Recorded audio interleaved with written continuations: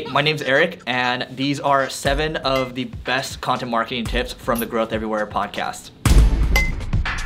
If something seems insane, if something seems too crazy to potentially be real, and then you can find a way to do it, well, that's a massive opportunity. A massive opportunity, because then you're going to be the first mover. You're going to be the first person in that space. And that was me. I was the first person in that space to fill that void of, hey, I'm going to kick out an inspiring interview 7 days a week. And so, again, going back to my mentor, my mastermind, leader, it was said, John, you can't do a 7-day-a-week podcast. And not only, Eric, do I now do a 7-day-a-week podcast, but I do a 7-day-a-week podcast 1 day a week.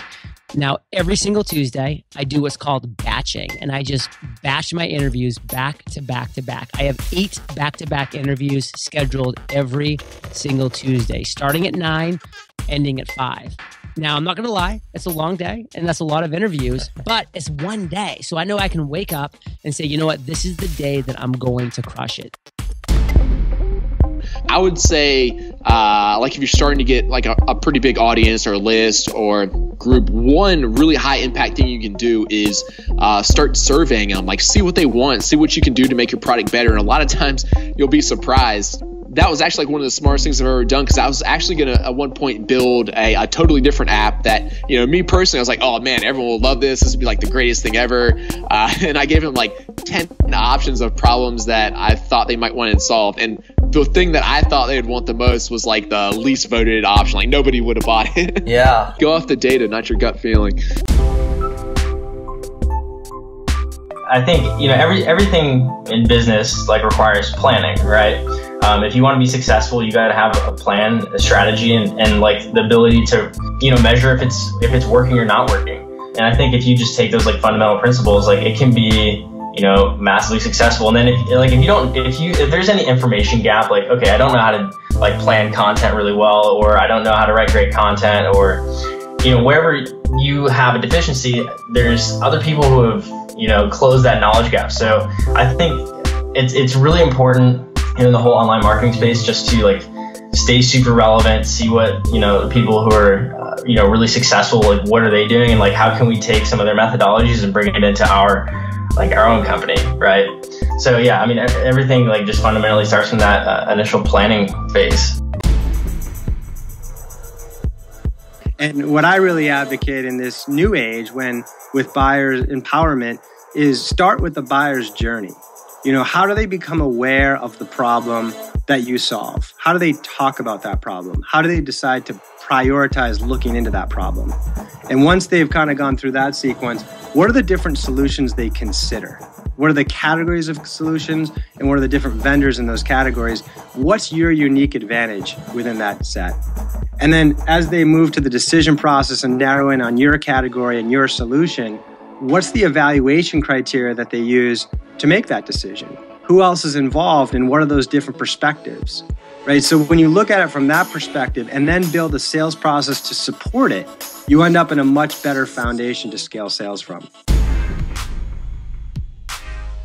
The most important thing to keep in mind is that everywhere where you are creating content or publishing content, you should treat that content as a landing page that can be used to generate leads. So a while ago, I was speaking at Icon, which is the Infusionsoft event. I was on stage, and I allowed people to download the slide deck if they just texted Icon to 33444. They did that, and I collected, I believe, 350 leads. So I think it's really important to make sure that you're capitalizing on every single opportunity available to you to generate leads for your business and get people into the top of the funnel.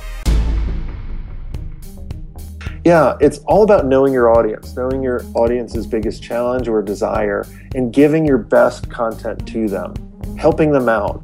I was talking to a client the other day, and I was saying, look, he's like, well, I don't know what to write about. And they just started writing a boring blog that was just to like Jane Doe. I'm like, no. What does Jane like? What does she want? And I was like, once we know the person we're targeting, why don't we do something like, I mean, this is kind of what I do and Gary Vee does and a lot of people is go out and solicit people for questions. But let's say people don't know you exist. So you put like on Twitter and you're like, what's your biggest challenge? I'll solve it. And no one answers it. Well, you can go to sites like Quora. You can go to Facebook communities, LinkedIn communities, find out what people are asking, and then literally record yourself, on like a camera and put it on YouTube, extract out the audio, create a podcast from it, and then have a call to action on that. And then you can basically capture all this information after you provide them value. I think one piece of advice that I'd give is to just do it. And I guess I kind of stole that slogan from Nike, but at the same time, I think a lot of people research and a lot of people think about things, and like it always pays to do your due diligence, right? To do a little bit of research, to look it up and to figure things out. But at the end of the day, like if something's important to you, you gotta have to go out there and do it, right? Like, and I guess I kind of use experience from my own past, like starting blogs. I mean, I could kind of read about it and figure, kind of learn from all of these great podcasters and bloggers. But at the end of the day, like I learned probably 90% of what has made me successful by going out and doing it, having failures, right? I've started 3 other sites that did really poorly and I ended up closing shop, right? But one actually made it, right? So it's kind of just like thinking about taking the bull by the horns and going out there and doing it.